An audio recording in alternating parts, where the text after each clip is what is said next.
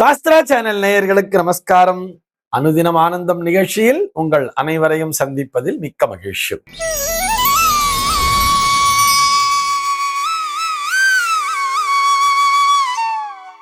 இன்று 17/10/2025 இந்த நாள் குறித்து பஞ்சாங்கம் என்ன சொல்றதுன்னு பார்க்கலாம் வாங்கோ.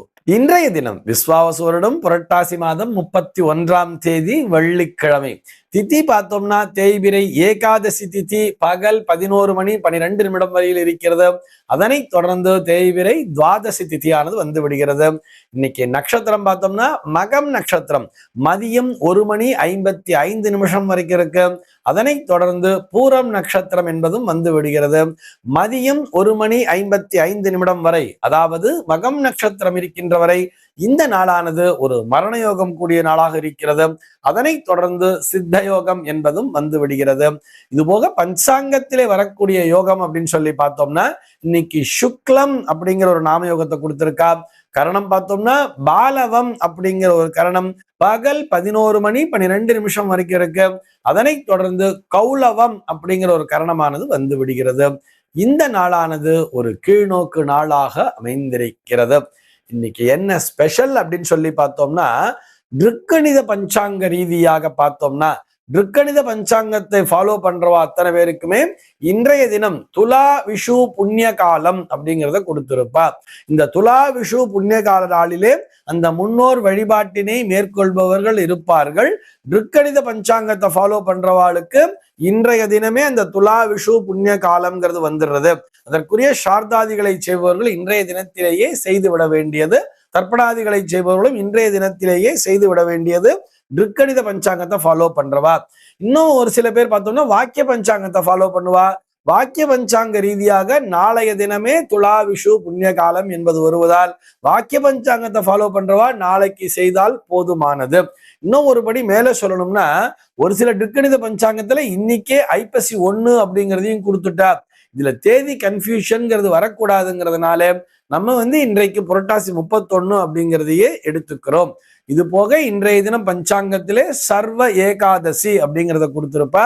இந்த ஏகாதசிக்கு ரமா ஏகாதசி என்று பெயர். இது போக இன்றைய தினம் பஞ்சாங்கத்திலே ஆகாஷ தீப ஆரம்பம் அப்படிங்கிறத கொடுத்திருப்பா.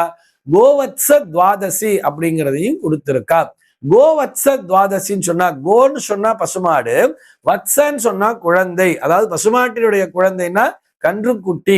அந்த கன்றுக்குட்டிகளுக்கெல்லாம் ஒரு முக்கியத்துவம் தர வேண்டிய நாளாக இந்த நாளானது அமைந்திருக்கிறது.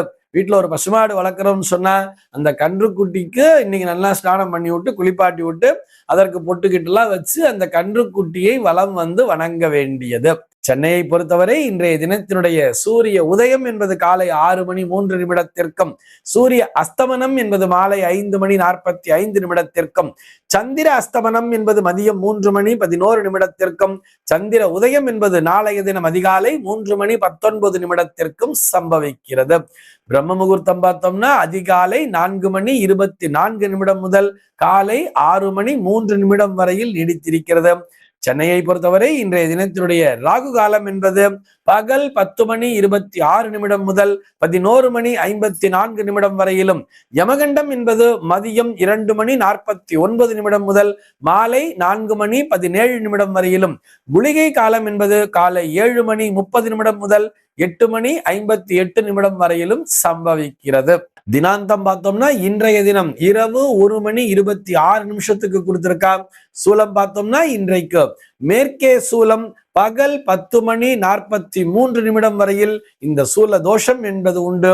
அதற்குரிய பரிகாரமாக வெள்ளம் தானம் விடுத்துவிட்டு மேற்கு திசையை நோக்கி பயணிக்கலாம் அப்படிங்கிறத சொல்லி இருப்பார். இன்றைய தினத்தினுடைய ஆன்மீக தகவலாக நம்ம என்ன பார்க்க போறோம் சொல்லி பார்த்தோம்னா இன்றைக்கு ஆகாஷ தீப ஆரம்பம் அப்படின்னு சொல்லி கொடுத்திருக்கா இல்லையா. இந்த ஆகாஷ தீபத்தை பற்றி அறிந்து கொள்ளலாமா, அதைத்தான் நம்ம இன்னைக்கு பார்க்க போறோம். என்ன ஆகாச தீபம்னா என்ன அப்படிங்கறதான் பார்க்க போறோம்.